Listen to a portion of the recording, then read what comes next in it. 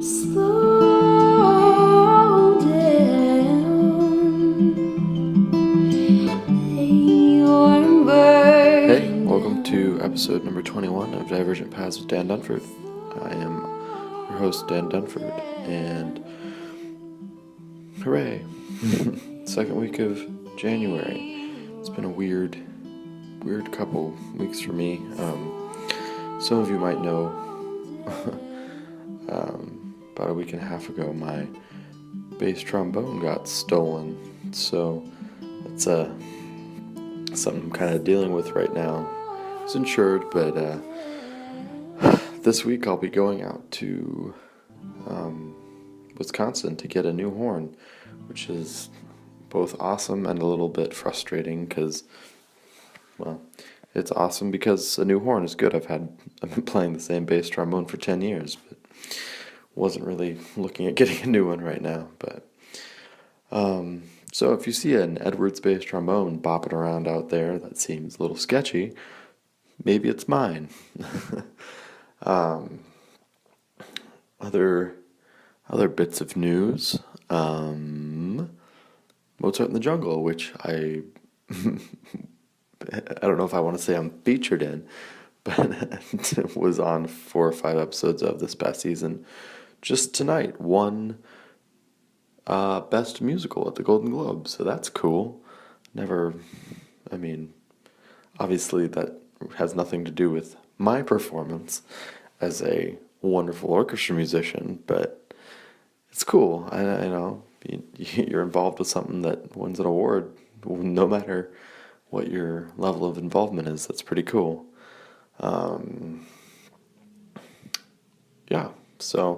And Gael Garcia Bernal won Best Actor in a Musical for the same show. So, it's cool. Mozart in the Jungle, doing well, and that hopefully means there'll be a 3rd season, which means I can pay my rent this summer, which is always good.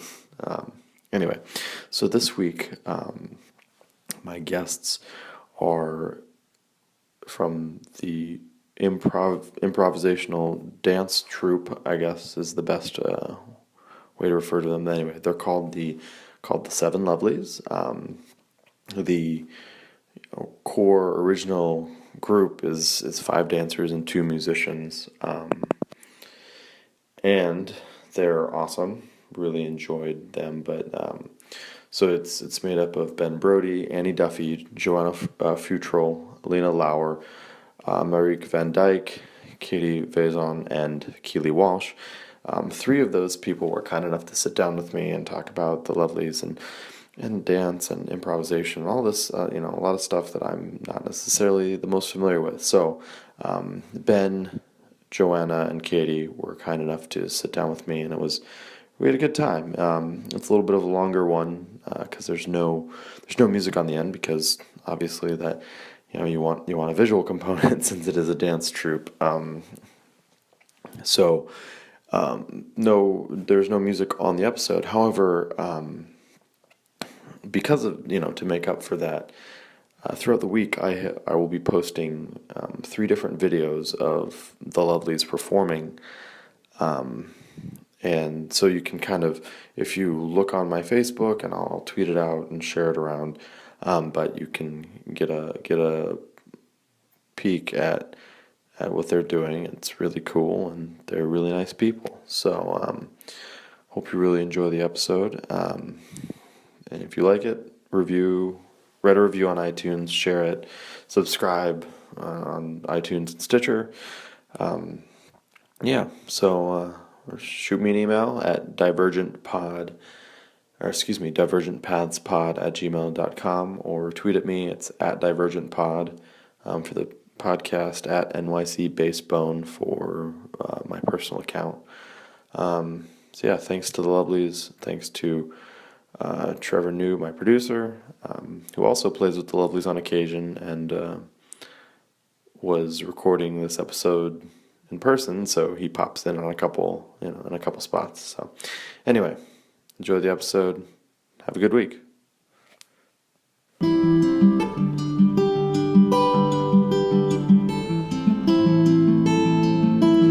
Slow down.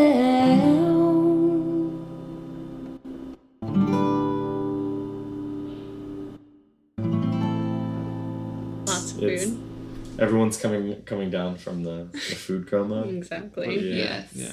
Did you guys leave the city? Yes. I did. Yes. Yeah. ATL. Atlanta? Mm-hmm. Nice. I'm from Georgia. Oh, really? Where? Yeah. Augusta. Oh, where'd you go to high school? I was homeschooled. Oh, okay. Yeah. I went to ARC. Really? Okay. Augusta. Nice. I was in Madison, Georgia, so okay. on the way to. Yeah, well, I mean, my parents moved there after I left home, so okay. home is not really a thing that I'm used to. Do they still live there? Yeah. Oh, okay. They live in Martinez. Oh, yes. Oh, was it Martinez? Nope, it's Martinez because it's the South. Exactly. All right, so I guess like the best place to start is really like, what is your guys' deal? I mean, let's be straight up. Like Trevor was the one who put me in, like, kind of put me wise to you guys, to use an antiquated phrase. And like I kind of, he was like, this is kind of what they do, and I went to the website and I looked around and I was like, okay, I'm still not sure what they do. So, and I haven't been performance yet because, well, I'm just generally a bad person. But It's good to know. Yeah, no, just bear that in mind from the get-go. But so like improvisatory dance and music. Yeah. But that can encompass improvised music as well. That right. Yeah. But that can encompass so many things. Yeah. Right. And I'm sure it often does. So like, what is kind of like the goal? Like, what is it that you guys are shooting for in a kind of a general sort of way? And we can kind of break down some like more specific things. Yeah. Well, I think the main goal is to find a structure in the moment. You know, we're not just making movement for random sake, or we're not just feeling it out or dancing all our feelings out. It's like intentionally looking for either a physical structure or a tone structure or something that we can create together in the moment. Yeah. It's very much based on being in the present and making decisions that support the structure that's unfolding. And it can be nerve-wracking because sometimes there's that in between, that moment where you're like the unknown of like what happens next, and so it's being just returning to the present and then making decisions based on what's happening, and it's challenging. It's hard.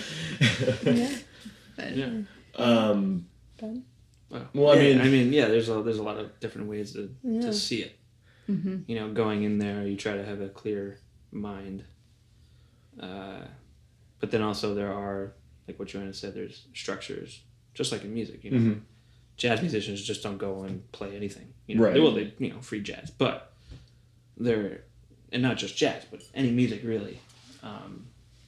Music that's being improvised. There's structures to it.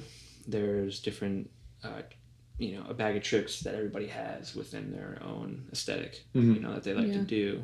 And I think when I'm going in there, when I plan, or not plan, but like when I think about the structures that okay, what am I feeling today?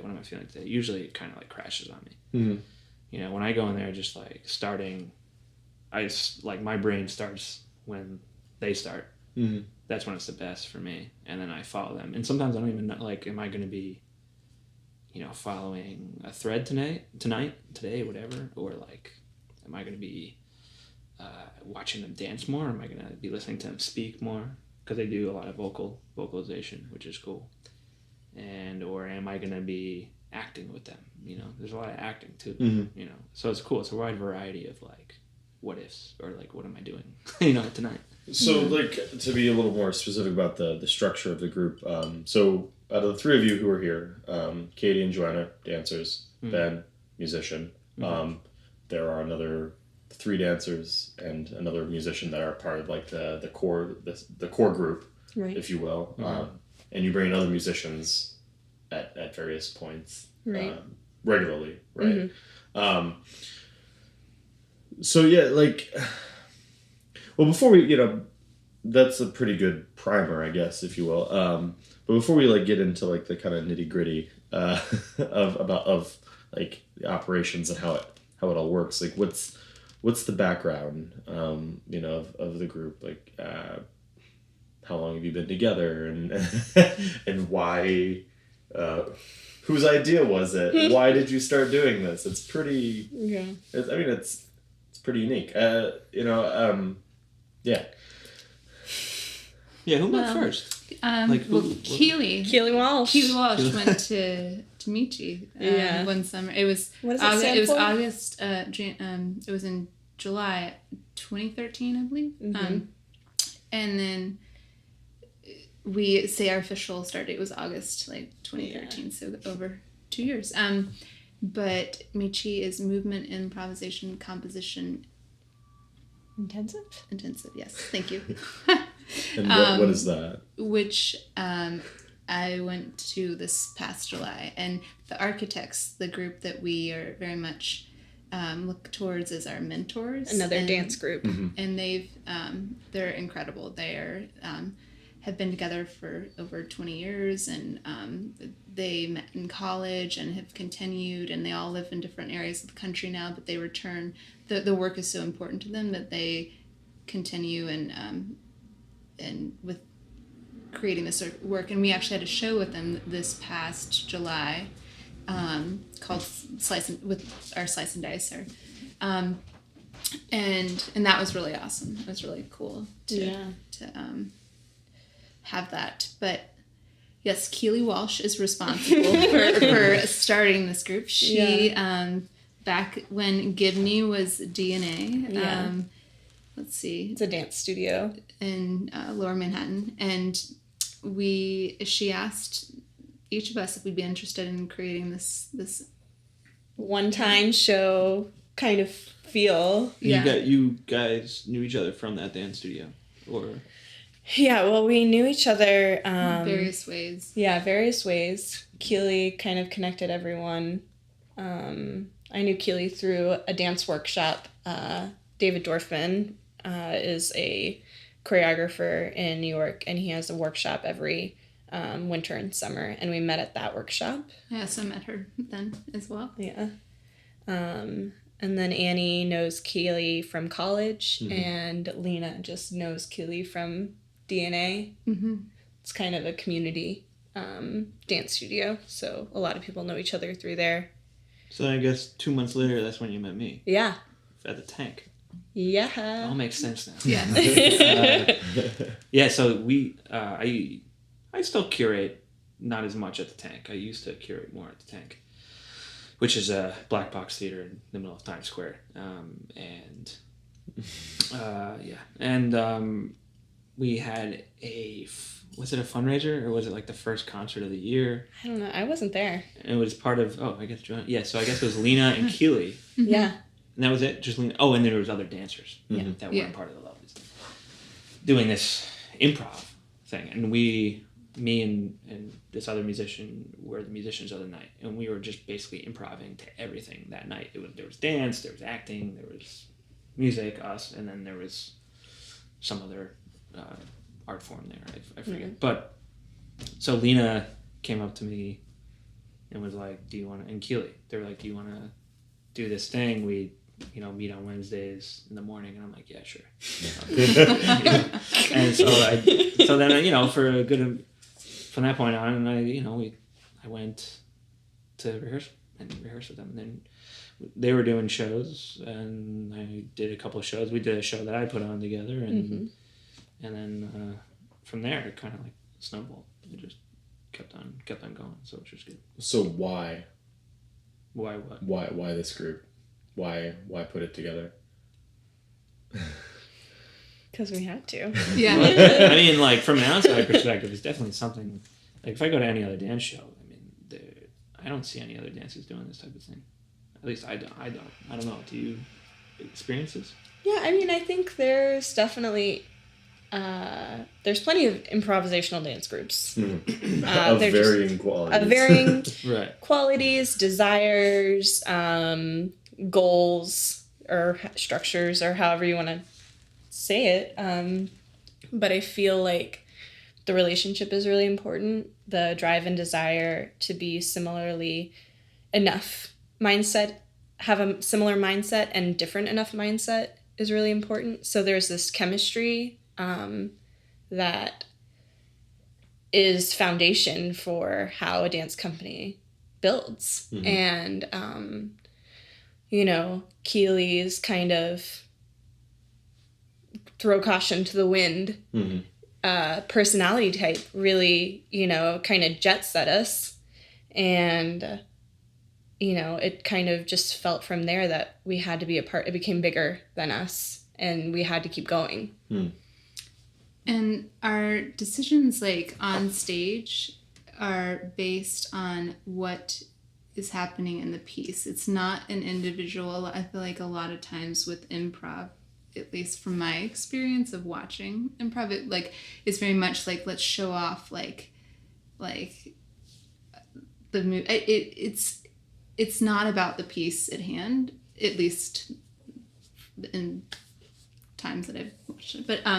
But it's more like we are very much in making decisions on what's important to the piece and not so much like making it about us, like, individually. So it's like this collaborative group shaping space and time, like, in order to create this piece. And so it shifts, like, the focus and the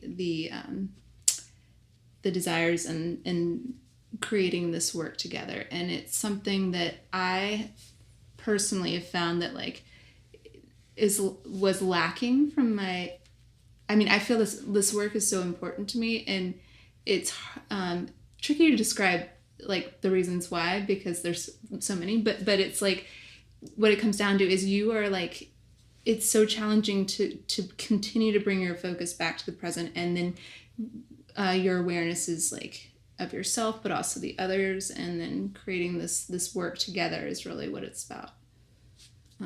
Yeah, it's definitely challenging. You know, I mean, it's a challenge, I think, for all of us that's part of the group. Going in there with a little germ of an idea and sort of making it this whole other world for in the next 5, 10, 15 minutes is definitely a big challenge. You know, because you could sit for hours trying to think of a piece to write, but you're forced to write this piece in 5 minutes. Why don't I do that all the time? Which has helped me do that. You know, like, I can do that now. I can write a piece in 5 minutes. You know, just like if I'm scoring a film, which is very much like dancing. If I'm watching them dance, I'm watching an image. Actions, acting, whatever. You know, it's like, I see this thing happen, you know, within 2.5 minutes, whatever. I know it. I already have it. You know, it's already there, you know, kind of thing. So that's something that I've developed, you know, along the way, which is great. And I sort of, you know, as an artist, you kind of live for that kind of what Katie's talking about, that presence, you know, being there. And then, but the hard thing is, though, is like, if I am writing, like, movie music or whatever, or like music, you know, and then, like, I don't get it the first time, I'm like, damn it, you know, I'm like, this is what it is.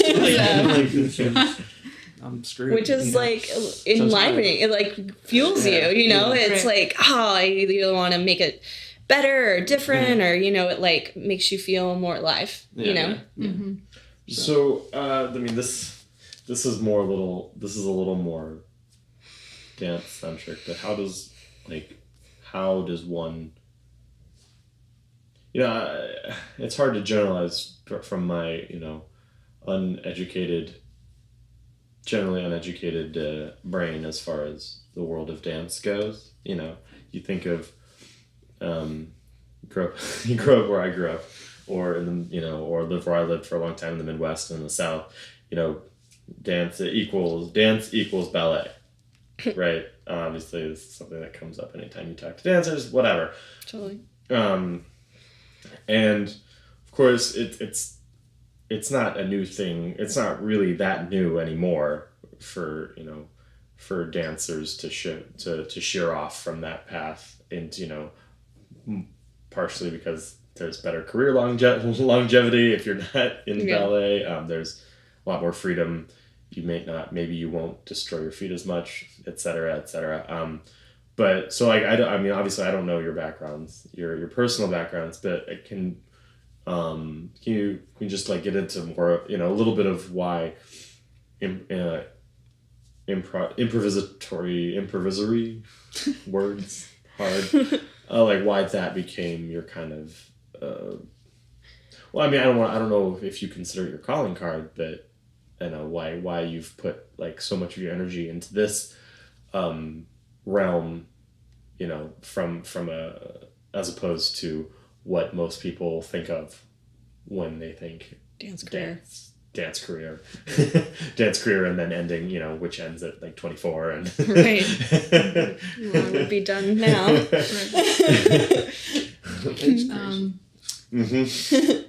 Well, I grew up like trained as a ballet dancer, and kind of. Is that generally just how everyone starts? Not necessarily, but it's majority. Common. Sure, it's common. Yeah, it's the most common, perhaps. Sure. Yeah. Okay. Especially for like little kids. Midwest, America, definitely, or like America. Central America, It's like ballet and jazz. Yeah, ballet, jazz, tap. Yeah, but like I grew up with both ballet and modern, and kind of shifted more the modern route once I got to college, and I just find improvisation. There's one thing of learning material and then performing it, and like rehearsing it and over and over. And there's that for like a piece that's set, and there's that, which is amazing. But then improv comes from like a little more inside, because you're generating this movement from your being, and it's as somebody, from my personal view, I find learning material like challenging, and so it already is create like this freedom of like creating movement that's not right or wrong, and more real. So it's like it's coming from your being, and it's more, it's you. It's like that's your, and you can always like add you to others' movement, but improvisation, I find like there's freedom in it to create movement. Yeah. I also started ballet. My mom was a dancer too, and so is Katie's mom. They actually danced together. Yeah. Aww. In Atlanta. Yeah. Aww, Yeah. that's adorable. I know. I'm cutesy. You guys. Oh.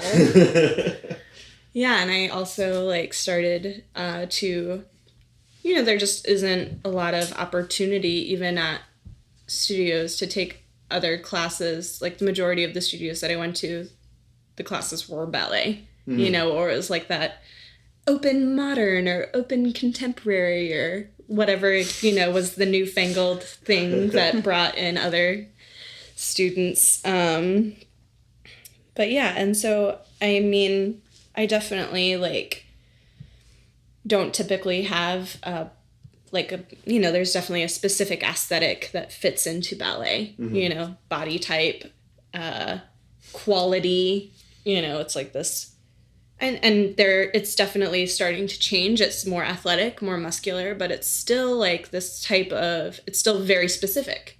There's not a lot of flexibility or change, and still really traditional. And so like, it's really great when there's like new frontiers in that, because I think it helps, like Misty Copeland and all of that has been really wonderful, but it's still like so in what I think modern day women, like I think it's a little backwards sometimes.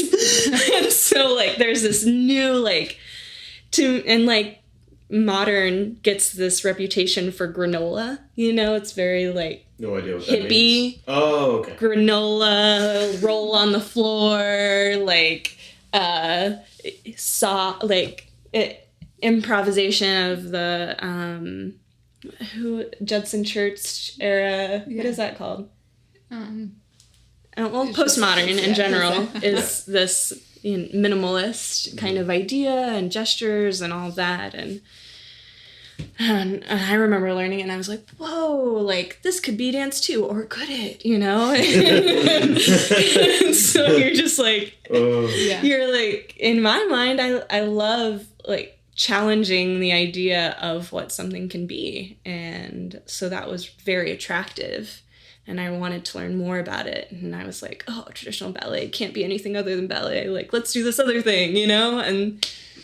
And I saw these strong women that were really great teachers, like Pamela Pietro and Jerry Houlihan. And I'm like, oh, I want to be more like them. You know, they seem more people that I like drawn to and want to be like. And not that there weren't strong ballet teachers, but these were the women that were resonating with me. I'm like, yeah, I want to be able to do 25 push-ups, and every girl should. And, you know, like, and so it was very much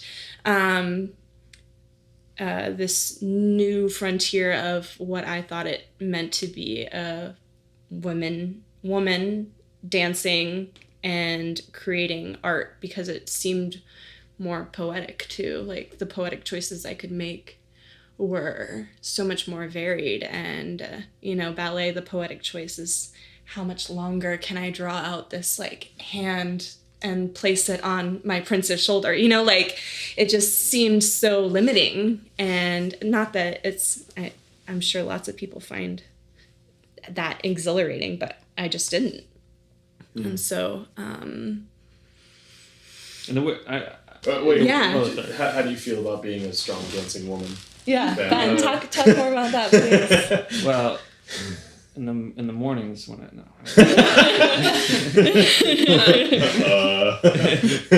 I tell you, keep on going. No, it feels great. No, I'm done. That's all I'm gonna say. No, I was gonna say that like or ask you guys a question really. Like, how new is the word movement in dance? I mean, in terms of like, you know, using it as a term for dance. You know what I mean? Instead of the word dance? Instead of dance. You know, like, for instance, like, you know, in music or a certain type, we'll just, you know, we could say sound. Like, I'm looking for a specific sound. Or, like, in dance, you're looking for a specific movement, you know? Mm-hmm. Is that, like, a new, modern way of looking at it? Or is it, like... Because dance is, like, you think it's, like, there's specific type of dance, you know? Mm-hmm. But, like... Yeah, you've got your positions, you've got your and there still movements. Is that in modern dance, right? Yeah. Like... When does it become just movement? You know? Is that like I mean, do you work, do you like kind of think of those things as interchangeable within the art that you create, or? I don't know. And like, when does movement become dance? You know? That's a great question. I think it's more like I don't want to say maturity thing, but like, I mean, just the more I've delved in, that's... But the more... I find I'm more intrigued by, like, the human qualities of dancing, like, quote unquote, like, the human aspect of, like, moving. Physical movement. Of physical movement, yeah. Like, it's opposed to shapes or, like, form or... more the human qualities. So I think that like movement like falls in line with that. I don't know. It's I've never really thought about it that way. Like, I mean, I think like it sounds more like you're talking about when does an everyday activity become something more? Is that what you're asking? Yeah, it's just like, in terms of like the modern sense, I guess, you know? Like, when does sound become music and when does music become just sound? Yeah. You know, kind of thing. And it's like this weird interlocking. Yeah, I mean, and then there's been so much work done, like, I mean, even, you know, over the past 60 years with the idea that any sound can be music. Yeah. Right. And Right. And like, how is that like interpreted? You know, in the Yeah. dance like, world? that's You like, know, obviously that's the obvious, Like, you know, what is art? correlation. Right, I guess Yeah. it's the same. Yeah, but I think like like that's a real thing. why Like, am I you know, here? when is it Yeah. art or Yeah. like? Yeah, no, I was just thinking. Okay, so the producer's gonna chime in now with his. Yeah, just really quick. No, because we were talking about like movement. I always equate that like very similar. So I play viola. You guys don't know. I always think of that in terms of the, you know, the thing that really moves on a string instrument is your bow. So it's like your movement is your bow. So like that would be like our tone probably, right? But that's like in terms of like when we're playing like improv, that's like one of our Right. That's like one of our tools. Is like, do we want to match the tone or do we want to like mess with it, Yeah. move it around? Yeah. But, Yeah. It was just I guess it was just like a No, it's a great thought, question. It is Yeah. a great I was question. thinking like that I've really It's- never asked or like thought about it until like kind of like now. Well, I think it's like In movement terms of that the I'm ballet. interested in is not off. You know, like sometimes it is very like stuff that can happen really simply, and But the difference between it being movement is often the intention. Like, Yeah. I could literally be eating and like, oh, you know, I'm just eating. And then I'm like, oh, wait, this could be really, and then my intention shifts and then it becomes something more than just what I was doing already. Yeah. And I think that like it Just goes to say I'll say this for anyone who's listening. She was making hand motions, Oh, which yeah. you can't see. Right, sorry. I know, like, it's funny. Movement translates great to audio. So, yeah, sorry about that. But there was a really great eating motion with 2 hands. It was nice. There will be videos. there will be videos the week that this comes out, so you can see her move too. Spoof reels. yes. Podcast B-roll. Anyway, I'm sorry. I didn't interrupt you. No, I think that just to reiterate, like the idea of intention and because in dance, I think sometimes it gets a little lost of like moving for the sake of movement, which is completely fine. And I think it's just being clear that that's what's happening versus this idea of doing cool moves or like tricks That's- or like And yeah. if you look at it from a more jazz-based perspective, like there is such a temptation. So many of these musicians, when you have an open solo section that's 32 bars long, and you have a talented musician who knows his changes, he knows his blues scales, he knows his bebop scales, he knows whatever, all his scales that he, and like oftentimes with less enlightened musicians, perhaps, you hear these guys wailing on these super complex, like really, really hard, high athletic patterns, but there's really no underlying... You don't hear the changes. You don't hear the change, but there's just not really any feel to it. Like you don't feel anything. It doesn't make you feel anything other than, wow, that guy can play the notes really fast. Yeah. I was listening to a profile of the great jazz vibraphonist Lionel Hampton, who had, of course, a very, very successful career, very long career, but talking about playing ballads, and he had people tell him early in his career, like, yeah, you're doing all this crazy stuff. You're like, yeah, we get it. You're an incredible vibraphone player. Like, you're amazing. Take some of the notes out. It'll be better music. Yeah. And I would imagine that would, in some ways, was something that where you have the capability of doing all sorts of crazy shit. Yeah. That there would be at least, and with people who have done this for so long, when did you guys start? When you were 4 or something? Mm-hmm. Yeah. Yeah. So yeah, you've been doing it for 25 years roughly at this point. Like, you got a lot up here in the toolbox that you can use, but you don't have to use it all in 15 minutes. Yeah. That's just, what you said just kind of made me think of that. That's funny because, like, well, I don't know about you guys, like, going in, I'm sure we've talked about this. Yeah. Like, and then you play with a lot of different groups and a lot of different styles, and you could. But going into, like, that aspect, sometimes, like, I'll go into dance, like I was saying before, with a clear head, or the intention that you were talking about before is like, okay, I'm gonna do this for 10 minutes. I'm not gonna, like, go all over the place and try to do, like, certain things, but also, like, of course I'm gonna follow them and communicate with them at the same time, but give myself some sort of a constraint, in a positive way. Yeah, and in some ways, like, I would imagine that, like, it's a fun thing to do to offset, like, something crazy with something like that doesn't change, or vice versa. That's when I'm doing my own improvised type things, I'm far more interested in, like, cutting against the grain generally. I mean, not always, but, like, that's what fascinates me.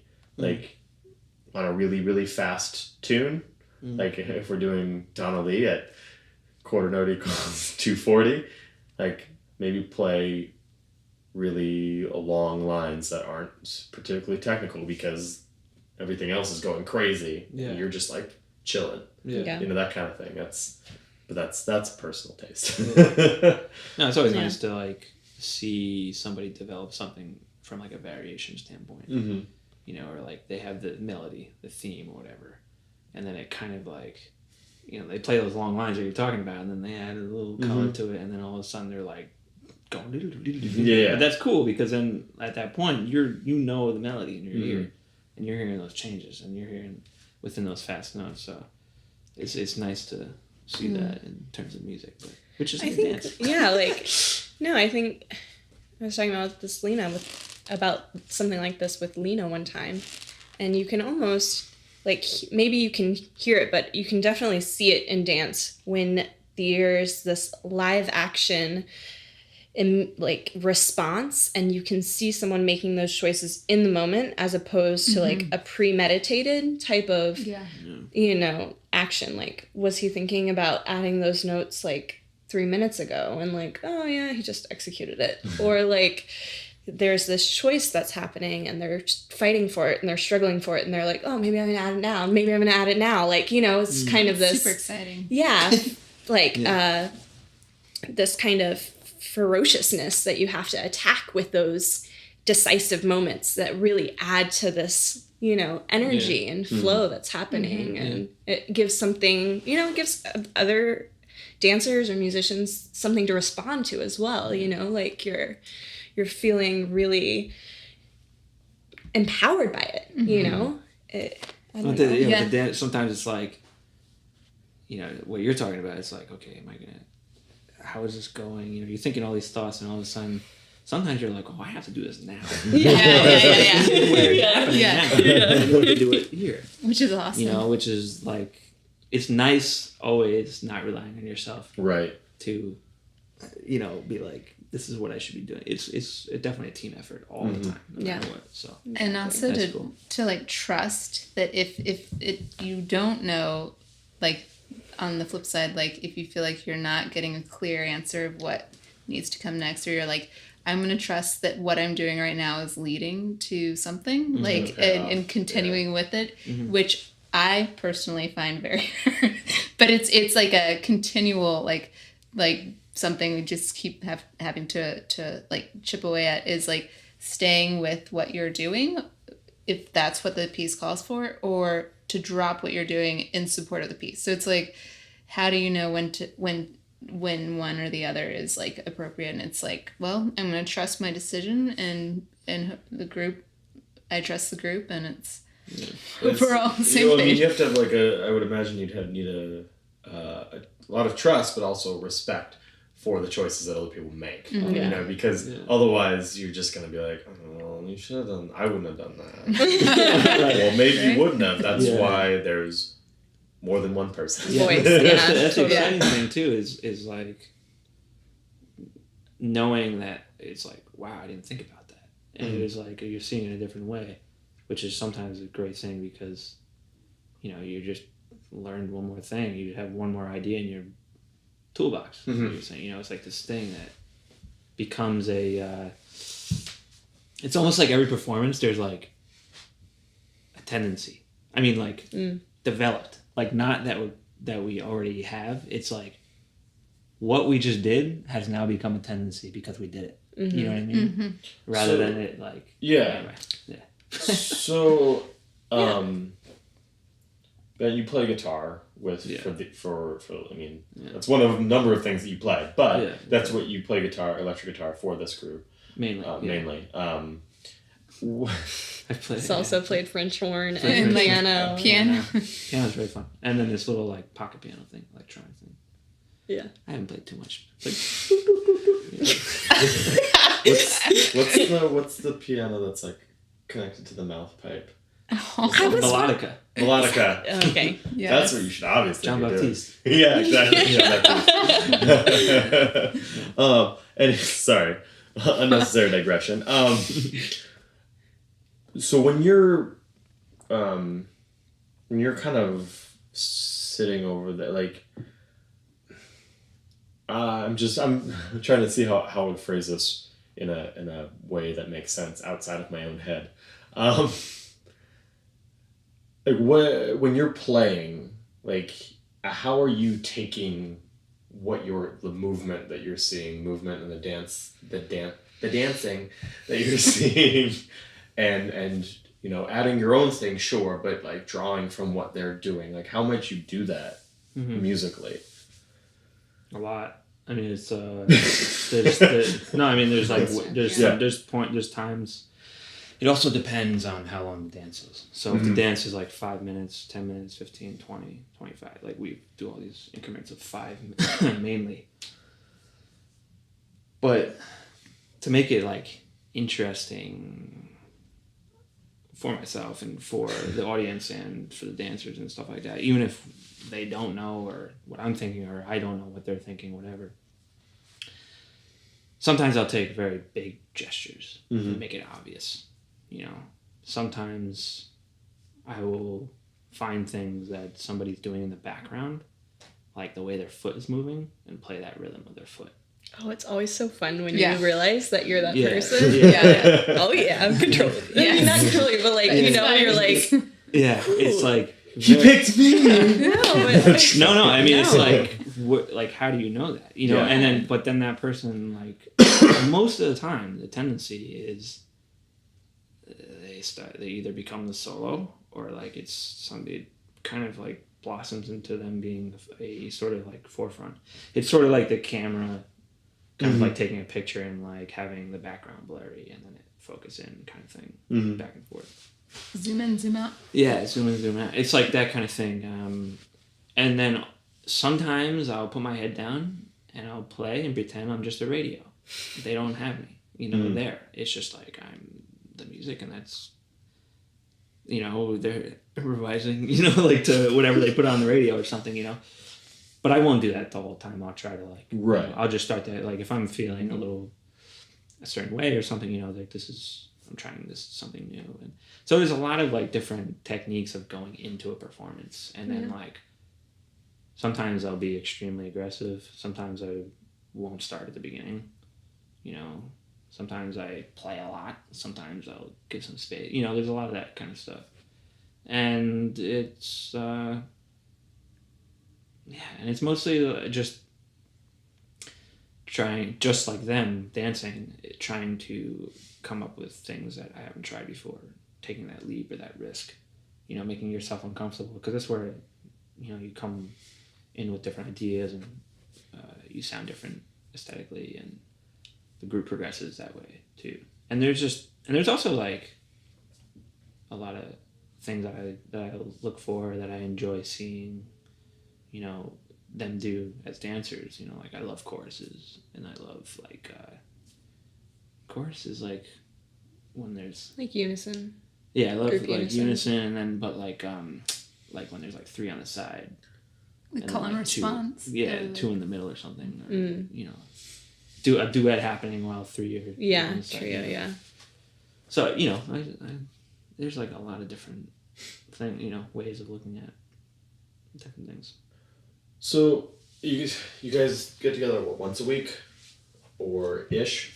Ish, yeah. Ish, yeah. Ish. Yeah, I used to get with them, get together with them a lot, He's been like so every busy. week. But then I kind of drifted away, and Yeah. now it's mostly like performance and stuff. Unfortunately. One day when we have enough money to pay everyone hourly, it'll be perfect. Yes. I mean, We'll it's- meet every day. Yeah, it's just No, but yeah, we meet about once a week. Come on, guys, get those Yeah. grants written. Right? Yeah, no, for real. We are trying to like figure that out, and that takes a lot of time too. So like, we have about a rehearsal once a week, and we try to figure out an admin meeting, and we've been figuring about. Yeah. We've been like We're gonna- meeting together like Yeah. almost twice a week now Yeah. for like in some form, whether it be admin or rehearsal for about twice a week this fall. Yeah, this for the past 3 months, especially. Okay, so let's talk about like rehearsing Yeah. this, because a lay person who might be seeing you guys for the first time, probably, like, obviously there's some things that are, there are certain things that are choreographed, and there's things that get laid out, like Ben was talking about. It's like there are these, you come in with these overarching structures and that kind of a thing, but in a piece that's between 10 and 15 minutes long, like, well, how do you go about that? How long does it take to put together? Do you really have like specific songs that you do, or that kind of thing?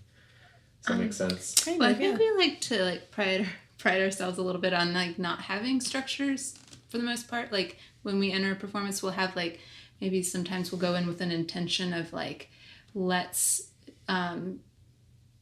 like be bold, or like let's make bold decisions in class. But for the most part, we don't have any preconceived structures when we perform. Would you say that's right? Yeah. Oh yeah, yeah. It's definitely But like performance. in like especially for performances, but like in rehearsal, lately we've been like each taking on rehearsal, and like one of us will lead rehearsal with whatever we feel is important to like us and the group, and either trying out new ideas or but sometimes it'll be based on like developing solo material, developing your own work, and then bringing that into the group setting, or setting like different limitations of just trying to like play with different structures, just so that to strengthen either like Our options and choice making. exactly Yeah. setting like limitations so that we can actually create more options, like in a way. Yeah, totally. Yeah, and I mean, like, obviously in every show we have, it's normally given, like, your dance can only be 12 minutes long, so there's an obvious end. And so we'll, especially leading up to a show, we'll practice a 12-minute dance. We'll say, this dance is going to be 12 minutes. And that'll be our only structure for finding it. But I think, we talk about what's important to us aesthetically a lot, like unison to me is definitely a low priority. I know that's not for everyone, but like, Right. And Finding so, chapters. yeah, finding chapters. Like if there's a solo happening for a really long time. What do you mean by finding chapters? Yeah. So like if there's an idea, like a solo, it has been happening for 3 minutes. We're like, okay, new idea. Like, what's the next thing we find together? Yeah. Like, we've all been supporting the solo. It's been happening. People are doing stuff in the background or they're gone. Like, how do we change the vibe? So... And it really relies on that like presence to know when the group is like time to shift, like, or when the piece is calling for, it's like, okay, this is happening. And then that's where like music and dance really kind of like feed off of each other, because especially with the pause in the music, or like us all moving at the same time to clear, like, just create a new chapter. It's that's when it really relies on everyone being on the same page. Yeah. Like in a song, like in a 3 to 5 minute, especially pop song, there's definitely like one tone, like it's poppy and it's up, or it's slow and it's, moody. And so, in a 15-minute dance, we like to have at least, like a couple of chapters. Like maybe it can be moody at the beginning, but how do we rev it up, the next time, or, Beginning, middle, end. Yeah. Yeah. We're really interested in finding how do we start together, a beginning, like a solid, like, and then how do we close together? How do we collectively find either like a punch or, or a fizzle, or that creates some kind of feeling of an ending. Like, what does that even mean? Right. So, yeah, I don't know. Like, we practice. One structure that we really like to practice in rehearsal is someone will do a solo, and then you can, like a 1 minute solo, and then the group will respond, and you can respond in whatever way. It doesn't have to be like, do the same moves that person just did, but, like, how do you... The idea. Yeah. And, how do like, you capture that? Yeah. And, like, either, like, there's so much freedom in that, yet there's so much... it gives you a jumping off point. It's like a response. You could be responding to it. You could be like mimicking it, or you could be like taking one movement and then running with it. Like it's. Or do you like vocally create a story off of it? Like, right. We use words a lot and text to create another texture. And like sometimes it's a narrative, literal. Like someone's telling a story about their grandma, or sometimes it's just like words that are creating an oral texture, like pop, skip, jump, like it's usually not so random, but like something that, yeah. and then like sing. Exactly. Yeah. Yeah. I always like when you guys like just say what you're doing. You're like, really? Yeah. Yeah. My least favorite. But I know like other people love it. No, because it's so abstract. It's just like, wait, that's what they're doing. Oh my god, it's so why meta. are they telling me? So meta. Yeah, it's like crazy. It's like I'm watching Shia LaBeouf watch a movie that he's starring in. Yeah.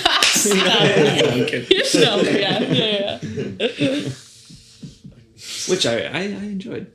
Did you No, I go to didn't that? watch any of it. Oh, okay. I was like, really? No, I watched some of it. But I didn't mind this one. This like public performance that he was doing. I was like, Alright. I get it. No. Just don't know. No, yeah.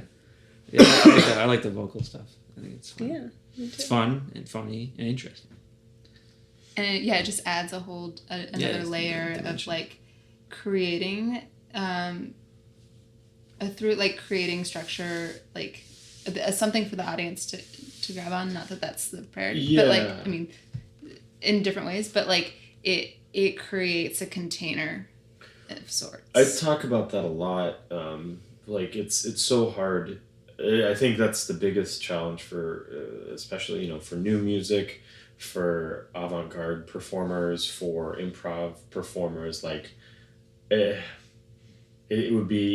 it's a very fine line to walk between doing like this, you're not smart enough to understand this is high art, and like really connecting with people in a really intense way, like too far in one direction and you're just like off doing this thing that no one can understand because they're not actually doing it. And then it's kind of a dangerous, and I mean I feel like it's a little more dangerous for musicians because a lot of times it's purely auditory, and like auditory hooks are really important. But with a visual component, it's a little less of a problem because there's movement on stage, and it's not 45 minutes long. Like that keeping a time limit to it does help with that, but you still like having something that people can grab onto is like super important. Super important. I feel like I just talked around and said the same thing for 3 straight minutes, but yeah, no. I might have one question about that. That's like, because like one thing whenever we've played, I feel like I would be the most uncomfortable coming up with things to say. Like it's like doing an unprepared speech in front of an audience, doing a performance while you're moving around and reacting to other improvised music. Like that whole bit makes me like it gives me a lot of anxiety. Like when we talk? Yeah. Yeah, like I'm thinking about it right now. It's like, what would I do? Like that like actually, because then you're sweating already. Yeah, I know. But yeah, when you get ready, like how do you not dread that? do you feel uncomfortable? Is it like a really sort of vulnerable speaking? Yeah, the speaking. Definitely vulnerable, right?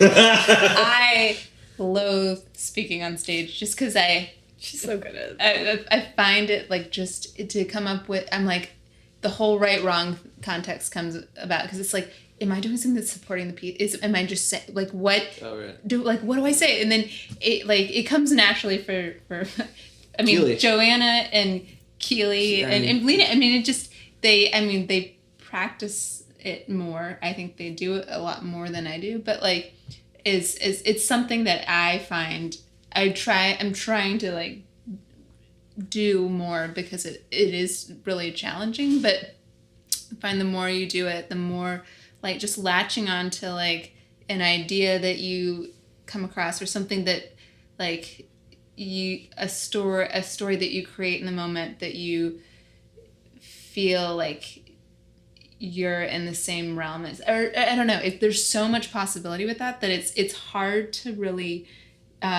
you kind of got to go with your instinct. Like, is this going to support the piece? Or maybe it'll derail the piece, and maybe that's what I want. Like, or maybe that's what the piece needs. Like, it's a lot of...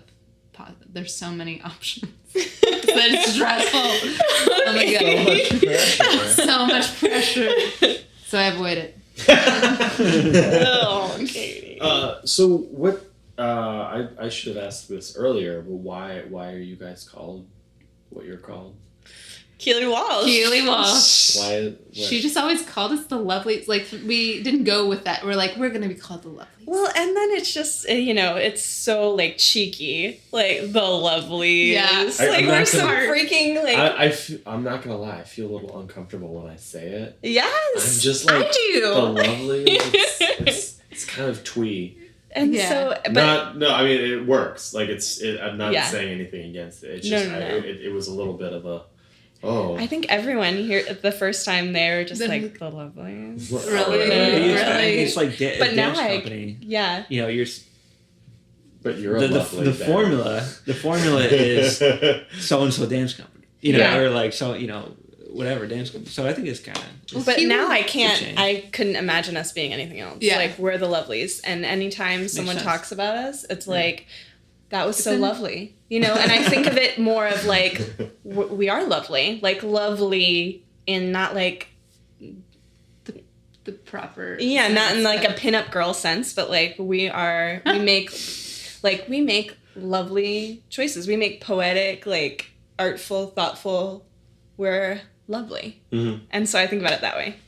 Yeah, it was just kind of a name that, like, literally... Like, Keeley was emailing us, like, to begin with. It was, like, not to belittle the decisions. Yeah, but like, it was, like, she always referred to us as the Lovelies. Lovelies. It does sound like something that, like, specific people would, like, when emailing a group with my people. Lovely. Yeah, totally. Yeah, exactly. A specific type of person would send an email to make that a website. Like, the lovelies.com already taken. The Lovelies Facebook already taken. Exactly. And it's actually, guess what? It's like puppy dogs. I'm not even joking. But the contrast in like some of the dances that you do are like not lovely. They're pretty dark. Like they're not all just like it's like pretty intense. Oh, so you're not choreographing to Taylor Swift songs? No. So, not putting decorative sometimes everywhere. they don't know. No, I'm kidding. No, it's like this contrast in terms of like the Lovelies and expectations or first impressions, Yeah. Mm-hmm. and then this dance that's could be pretty intense or bring your mind to a different place. Yeah, I know. So it's kind of it's an Nice little interesting juxtaposition. Yeah. I know. Keeley always says I'm too dark. What? No, but like, Disagree. but But it's just having the range of like, you could be different light choices. and soft, Yeah. but then you can like be really crazy and intense. Like it's having that full range of like options. You can be Christian Bale Batman. You can be Michael Keaton Batman. Exactly. Or if you want to go real crazy, you can do Adam West Batman. Perfect. That was super nerdy. Awesome. Love the nerds. So like, what about like aesthetic choices? I don't mean like dance wise. I mean like, I guess I mean clothing choices. Clothing. But I mean like, Like our image. yeah, like an image that you present. Because I mean, like there's I've seen some of the the videos and the photos that you put out, and it's not always like, I don't know. Do you have like a specific identity in mind for that kind of a thing? Yeah, I mean, I think Just I'll just preface this by saying, because you think of your let's say your Martha Graham style of like, it's a very specific like artistic image choice, like, and that became very, very well known and very like widespread. Yeah. Obviously, why not? Because she was a titan in this art form, but like for something like you guys do, there's so many disparate things that comprise what you guys do.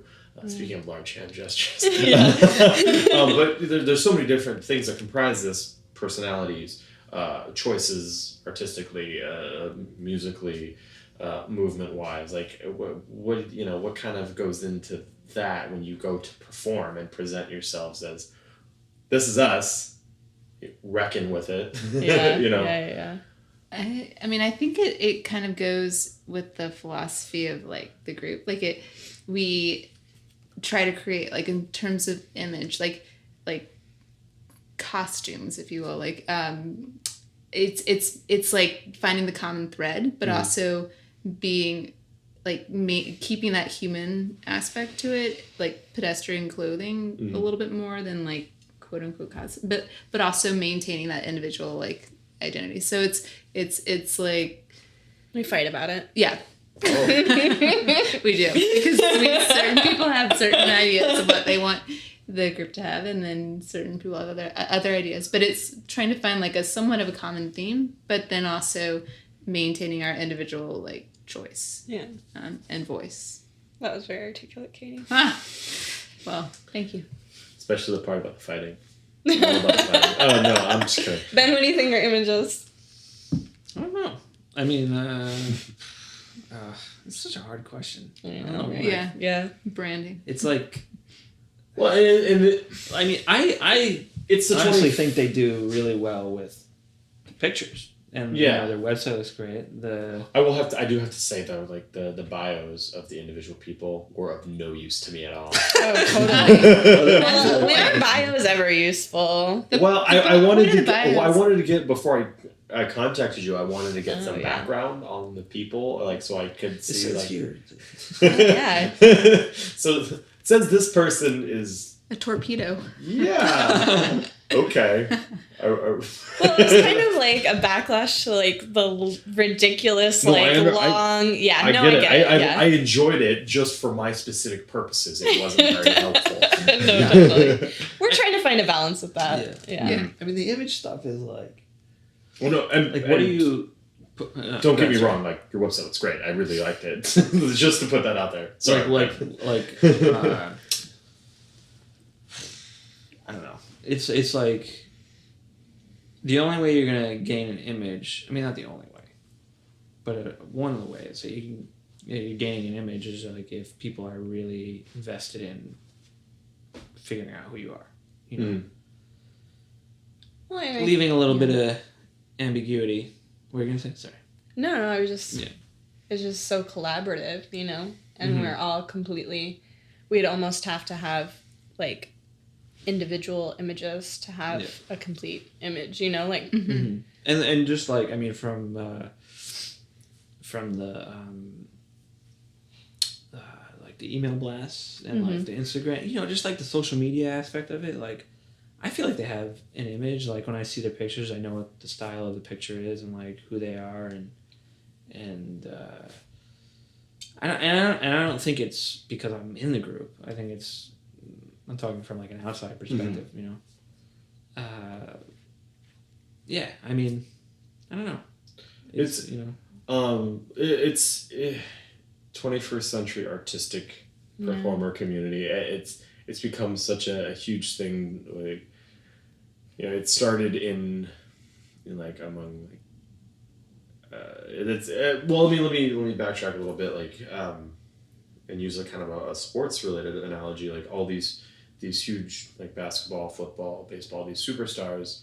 At one point, it was this guy's the best at what he does within this sport, and now, particularly within basketball, it's these superstars are growing individual brands. Yeah. And like, oh, what's good for my brand? What's not good for my brand? How do I want to present this brand to this demographic or this demographic? Sure. And that kind of idea has, and obviously pop stars. That's you know, Taylor Swift lives on this second Taylor Swift reference.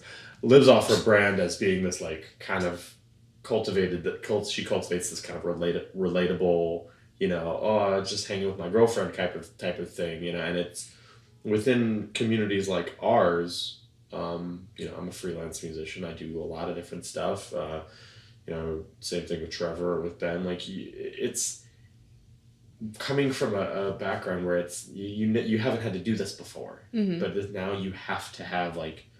You have to have discussions. Yeah. You have to meet with all of you. You have to have an admin meeting and say, what are we doing? Yeah. Like, what avenue are we shooting for? Because nowadays, with how it works, is just if your brand isn't relatable and you can't like you spout what it is in 140 characters or less, let's say, it'll float off into the ether and never be heard from again. That was a long spiel. definitely more than 140 characters. That was. I will not be held by Twitter. Yeah, that was no good for Twitter. That was at least 15 different. No, I'm kidding. Yeah, that's why I use TweetDeck. No, no. So when you come to a group like yours, having that kind of brand and not having specific artist bios like you would on a chamber group, like the Kronos Quartet. Yeah, we got your resume on the website. All four people's resumes are right there. Whereas you guys, it's like, it's less important who the individual person is. I mean, it's important for what they bring to the group, right? Personality-wise, but it seems to me like there's less concern with, well, this person's in the group because she did this and this and this and this, and she went here and performed with this company. Yeah. It's more about, no, this person's here because she brings this character. Yeah. And this personality. Yeah, it's almost like, who gives a shit? Like, really? Right. It's like, great. Well, I mean, what does it matter? Like, the fact that person is there, there must be some. Yeah, you want to find out like who these people are, or, like what they're doing, you know. But like, well, email me. I'll tell you.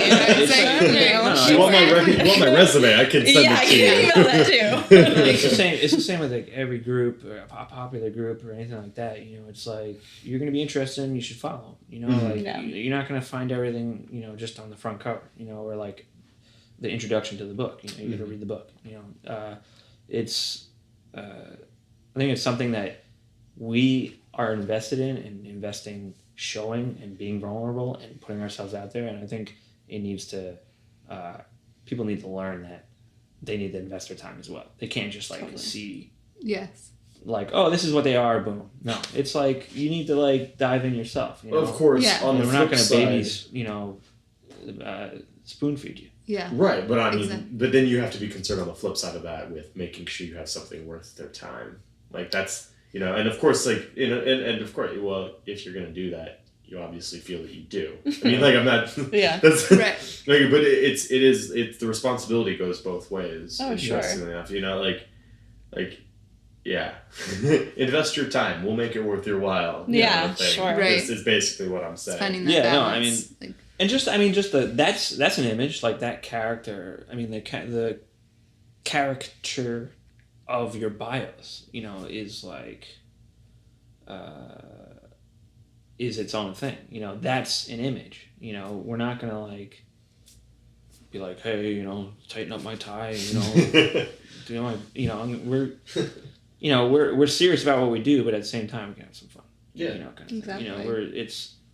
You know, we have serious pictures on the website. We have serious videos. You know, our performances are serious. At the same time, you know, we've had people laugh at our performances. Yeah, there's a whole Not in, you know, Laugh like, at us. what the fuck is it? You know, it's like it's like they know what we're doing. You know, but I think it's, and then at the shows too. Like, do you tell them now that you improvise, or? I mean, sometimes We you get a go back and program forth. and sometimes you don't. But normally we try to let people know that we're... I mean, sometimes they read it and sometimes they don't, you know? It all depends on that. Yeah. So, Anyway, Yeah. I just think it's a lot of different things, and it's, you know, sometimes an image is, I mean, no image is an image. It's like, it's very, you know, like how does a band like, I'm gonna bring up Godspeed, You Black Emperor, go quick. What? No, keep going. No, because like this band has had one photo their entire career, and like if they put on a show, like they booked one show in Brooklyn, they ended up having 3, all sold out. You know, the tour bus is like the size of Manhattan. You know, it's like how does somebody like that, you know, put on shows like that and have a following like that? You know, they started in the 90s, stopped for 10 years, and then continue. I was like, oh, well, it's time to put out some new music. You know, what did they? I think that was like an underground thing, word of mouth. They were in the community of people, right? You know, like I feel like the people in the dance community, they know that you improvise. Oh right? yeah, like they know, like, and the people that are in that world, you know. I mean, they know about you guys, right? Yeah. In terms of like what you do and what you're trying to do aesthetically. Anyway, a certain part of the dance world, yeah. Yeah. Yeah, I mean, for like who you're performing for, and like. I mean, Alvin Ailey knows me on a first name basis. You know? I don't. No, I'm just saying it's like it's spreading. Isn't Alvin really dead? That's he's not even alive anymore. It's spreading in its own way, I think. No? Yeah. Yes? Yes, definitely. Yeah. Spewing out diarrhea out of my mouth. I don't know. Nice. Yeah. Cut that out. It's fine. Yeah, I can't see anything. So, think about. I think the last question I had is like,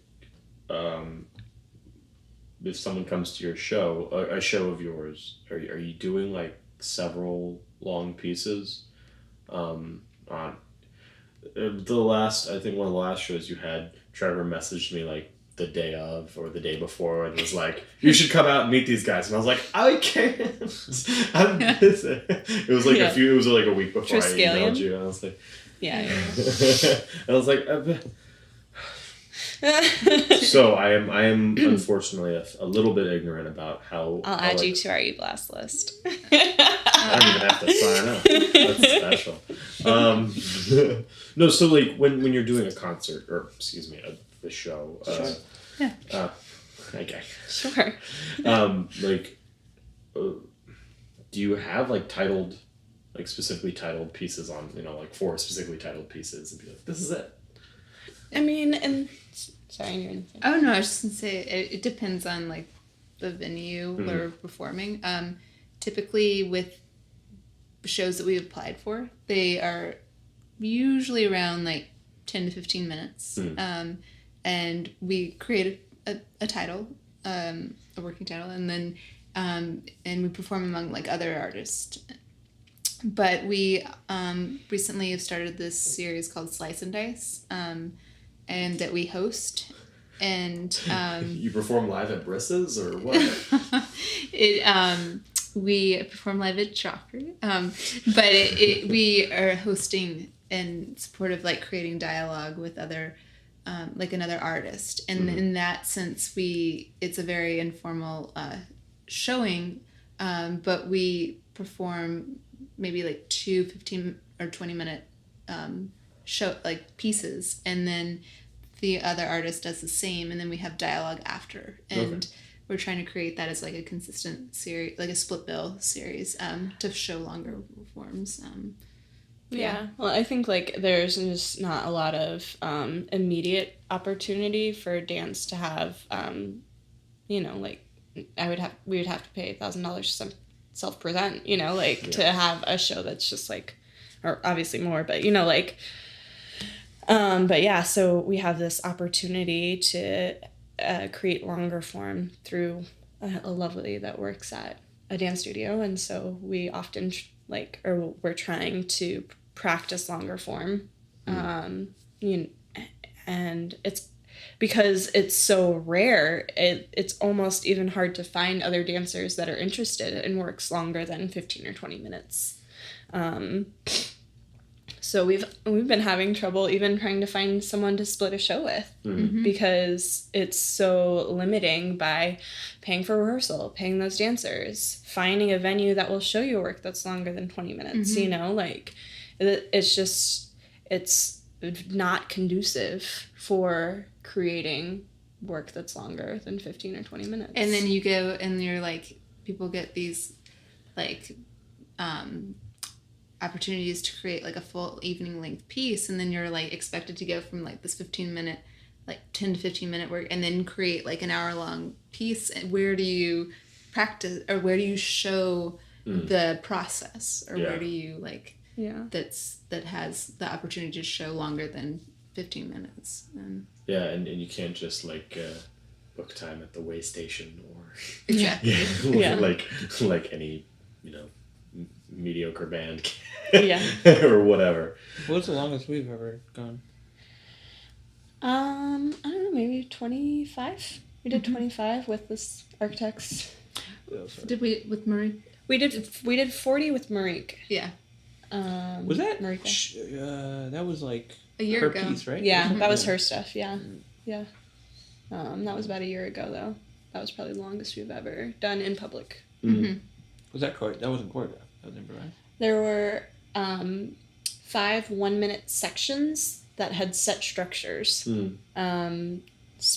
sprinkled throughout 40 minutes, and so she made these 5 1-minute long songs, and they improvised in between them and made a 40-minute.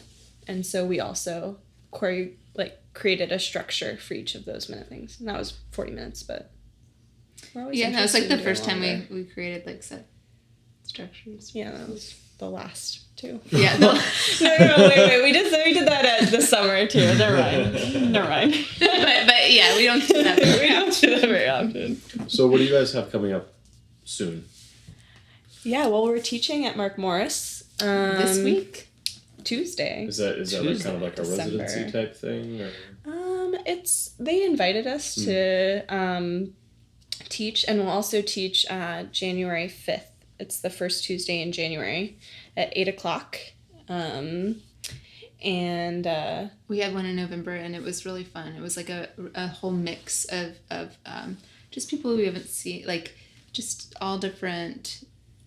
It was just a great variety of people, and like a great energy, and it was just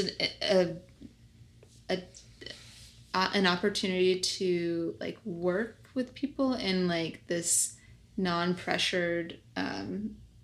It was great to just have a class of like to dive into exploring like improvisation and movement together, like and then having live music. It was really fun. Yeah. So, and then we're on December 13th is Sunday. At 5, we're going to, they're calling it a critique class, but it's just a way to show work at Brooklyn Studios for Dance. which is in Fort Greene. And then January 16th, we'll be showing at Triskelion Arts, which is in Greenpoint, for their Never Before, Never Again festival, which is an improv festival. So that's what we have coming up right now. Of course, you can always visit www.the7lovelies.com. And we have a Facebook, this / the 7 Lovelies. Oh, no, 5 Lovelies on Facebook, and then Instagram and Twitter. Wait, whoa. Hold up. So The 7 Lovelies is not available on Facebook, so we had to go with 5. you should have gone the Lovelies 7. No, that wasn't an option. The magnificent Lovelies. Yeah, right. Okay, and Twitter, Instagram. Twitter, Instagram, Facebook, yeah. Is that also 5 or 7? No, they're the 7 Lovelies. Okay. This is Facebook. confusing to me. I know. I wish I could change it, but I can't. Just Facebook that it's 5. Yeah, just Facebook. I just Everything type in the else is Lovelies 7. on Facebook. I just type in the Lovelies. Yeah, you can just type in the Lovelies. Yeah, because I typed in the 7 Lovelies on Facebook and I was like, this is not what I want. no, it's not. Great. Well, Katie, Joanna, Ben, thank you. Thank you. Thank you, Dan. Thanks, Trevor.